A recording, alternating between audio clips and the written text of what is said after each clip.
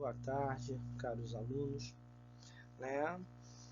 Todos sabem que nós estamos em isolamento social e nesse período a universidade nos solicitou aos professores que nós disponibilizássemos o conteúdo que seria apresentado em sala de aula para que vocês pudessem estudar e ter um acompanhamento da disciplina. Eu fiz isso já no período da semana passada, deixei material, slide, deixei exercícios para vocês fazerem. Porém, eu sei que alguns pontos desses materiais, principalmente quando envolve gráfico, quando envolve fórmulas, é um tanto quanto difícil para vocês tentarem pegar esse aprendizado sozinhos, Então, eu procurei uma solução nesse período que nós temos que cumprir com nossa responsabilidade social, que é nos manter em casa, como ajudar vocês a ter um entendimento melhor sobre a nossa disciplina. Então eu decidi, além do material que eu vou deixar para vocês, os slides, os exercícios toda semana, eu vou procurar sobre alguns pontos específicos, do conteúdo que eu deixar para vocês, fazer um videozinho, gravar uma explicação, para que vocês tenham acesso a esse conteúdo, porque eu acho que assim dá para a gente desenvolver a disciplina, dá para a gente formular um entendimento. E vai ser assim essa semana que eu vou falar para vocês, logo na sequência, sobre o gráfico que eu deixei na semana passada sobre radiosensibilidade e radiocurabilidade. Por experiência, eu sei que às vezes tem uma certa dificuldade para o aluno compreender aqueles três pontos que estão sinalizados no gráfico, para a gente entender esses dois conceitos. Tá ok?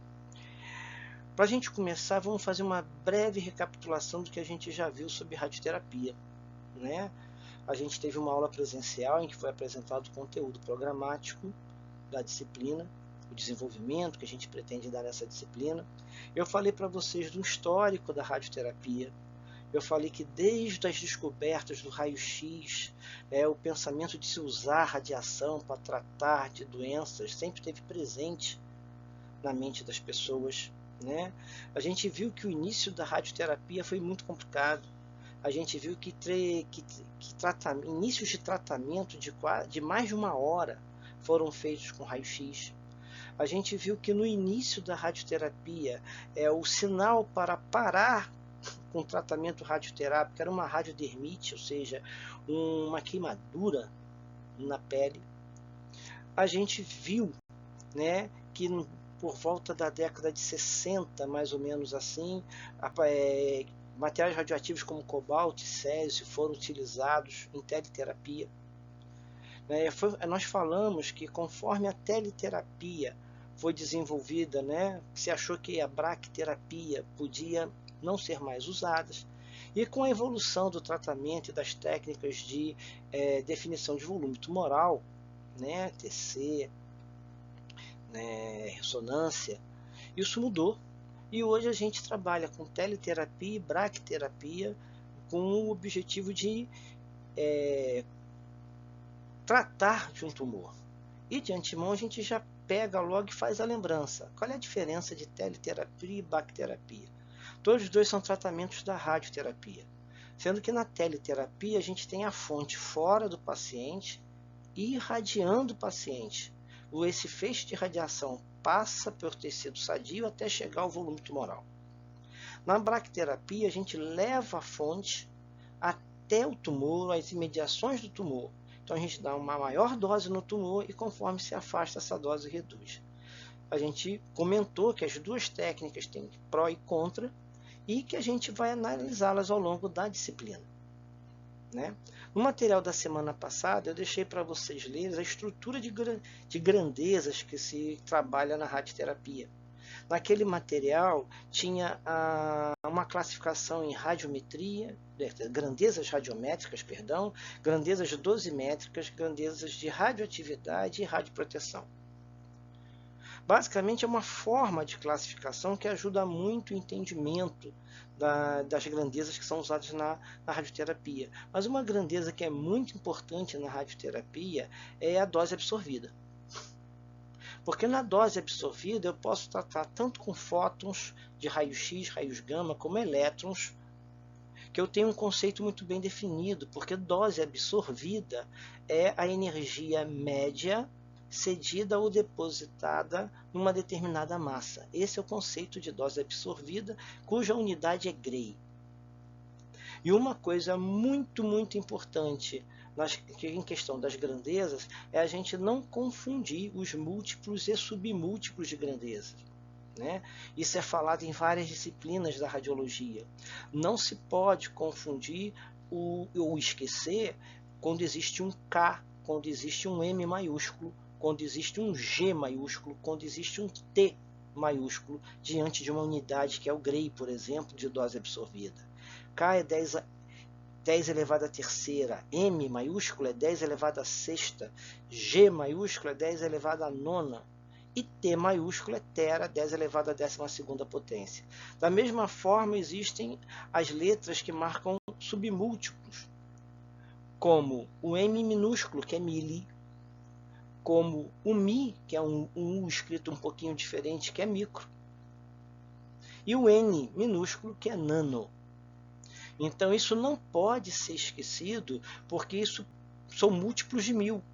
Então, quando a gente erra ou esquece essas letras, a gente está errando em 1000 vezes. Isso é um erro imperdoável em termos de radioterapia. Pode significar curar ou não curar uma pessoa, pode significar matar ou não matar uma pessoa. Também no material que eu deixei para vocês na semana passada, havia um conjunto de slides sobre câncer. O que é essa patologia? No material que eu deixei para vocês lá, ele diz que, por exemplo, que o câncer não nasce da modificação de uma única célula, sim de um conjunto de células. Que o câncer representa um desenvolvimento celular anormal, sem controle, que suplanta o tecido original. E quando ele tem a capacidade de invadir áreas adjacentes, aí a gente tem um câncer. Quando não, a gente tem um tumor benigno que pode ser retirado, né, por uma incisão cirúrgica, por exemplo. Tá? Então isso tudo estava no material que eu deixei com vocês. E no material também apresentava o conceito de radiosensibilidade e radiocurabilidade e apresentava um gráfico. E é sobre este gráfico que nós vamos discutir hoje, que vai estar apresentado no próximo slide. Bem, meus caros, aqui está o nosso gráfico e aqui está os conceitos de radiosensibilidade e radiocurabilidade. Né?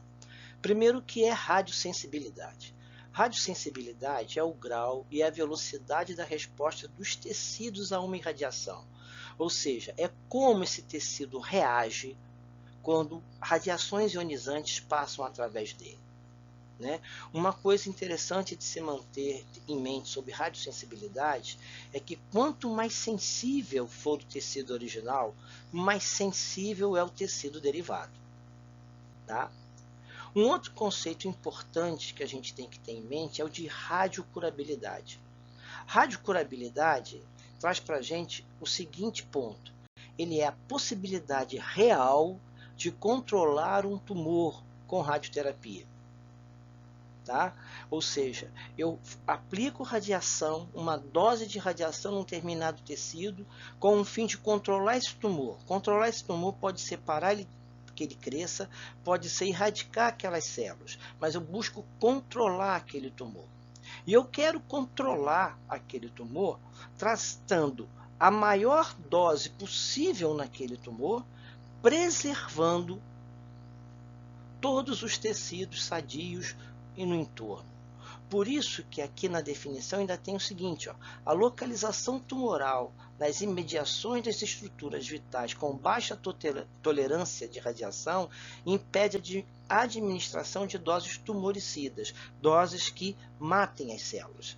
Então, eu tenho que dar doses que controlam o tumor, porém eu tenho que preservar o tecido sadio. Aí eu apresentei esse gráfico aqui para vocês, né? E nesse gráfico aqui para vocês, eu estou colocando, tem um eixo que diz a probabilidade do controle tumoral, né, dano do tecido normal. E aqui embaixo você tem a valor de dose. Então, nesse gráfico está sendo apresentado probabilidade do controle tumoral, dano no tecido normal. E aqui eu tenho valor de dose. Esse gráfico aqui aumenta com relação conforme ele sobe. E esse gráfico aqui, ó, na parte inferior, ele cresce à medida que eu vou para a direita. Então, ó, importante isso. Ele cresce no sentido que eu aumento aqui verticalmente e ele cresce a partir que eu caminho para a minha direita. Dentro dessa estrutura aqui de gráfico, eu tenho duas curvas. Uma que representa o tumor e uma outra que representa o tecido normal. E aqui eu tenho uma legenda que diz assim, ó, comparação entre a probabilidade de controle tumoral e os danos ao tecido normal para diferentes doses aplicadas. Certo? Olha só, a curva do tumor e a curva do tecido tumoral. Aqui eu tenho 3 pontos, ó, dose A, dose B, dose C. Se vocês olharem, em cada ponto de dose, eu tenho um correspondente às duas curvas. E o que isso está me dizendo? Olha aqui no ponto A. No ponto A, eu basicamente toco essa curva aqui, ó, do tecido normal praticamente no zero. O que isso está me dizendo? Que a probabilidade aqui, ó, de eu ter um dano no tecido normal é muito baixa, quase zero. E quando eu sigo aqui nesse ponto, ele toca a curva do tumor nesse ponto aqui, ó. Se eu trouxer isso para o gráfico, eu vejo que eu estou abaixo de 25. 25 o quê? Esse 25 representa a probabilidade de um controle tumoral. Ou seja, a dose A basicamente não produz dano nenhum no tecido normal. Mas as chances de eu ter um controle do tumor é inferior a 25%. Quando eu faço a mesma análise para o ponto B, eu vejo que o dano no tecido normal aumentou um pouco, mas ainda é baixo. Porém, o controle tumoral que eu desejo, ele subiu muito, ele passou de 50%. Com essa dose aqui, eu tenho mais que 50% de chance de controlar o tumor. Eu tenho um dano aqui no tecido sadio, mas eu tenho uma chance grande de controlar o tumor. Na dose C, eu tenho uma chance enorme de controlar o tumor. Estou quase em 100%. Mas dá uma olhada onde está a curva do tecido normal. Ó, está acima de 75%. O que isso está dizendo? Que quando eu dou a dose C, eu tenho uma chance de quase 100% de controlar o tecido tumoral. Porém, eu também tenho uma chance superior a 75% de produzir dano em tecido sadio. Então, é dessa forma que a gente analisa essa curva e é dessa forma, de uma maneira muito simplificada, que toda a dosimetria do tratamento tem que ser entendida. Eu tenho que buscar sempre a dose ótima. O que é a dose ótima? A dose ótima é aquela que eu tenho a maior probabilidade do controle tumoral com o menor dano possível no tecido normal. Eu não ter dano nenhum em tecido normal e ter uma probabilidade muito baixa de controle tumoral, não adianta de nada, porque essa dose está influindo muito pouco no que eu quero. Lembra? Uma coisa que eu sempre digo para vocês, quando a gente trabalha com radiação, a gente tem que pensar em princípios de proteção radiológica, contanto que a gente atinja o objetivo do nosso trabalho. E no caso aqui, o objetivo do nosso trabalho é controlar o tumor. Então, se eu tenho uma dose muito baixa, mas não consigo controlar o tumor, na realidade essa dose é alta, porque não adiantou de nada. Eu também não posso dar uma dose muito alta, que eu vou até controlar o tumor, mas vou produzir um dano tão grande no tecido sadio em volta que não valeu a pena. Então, quando a gente olha para esse gráfico aqui, a gente começa a entender o que é esse ajuste, essa busca do ótimo que a radioterapia caminha, faz todos os esforços. Tudo que a gente estuda na radioterapia, todos os equipamentos que a gente usa na radioterapia, busca chegar nessa resposta.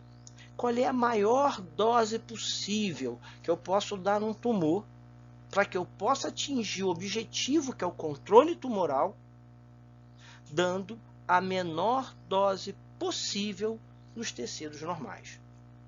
Nas questões que eu passei para vocês, tem uma pergunta com esse gráfico, né, que eu acredito que agora vocês tenham condições de me dar a resposta.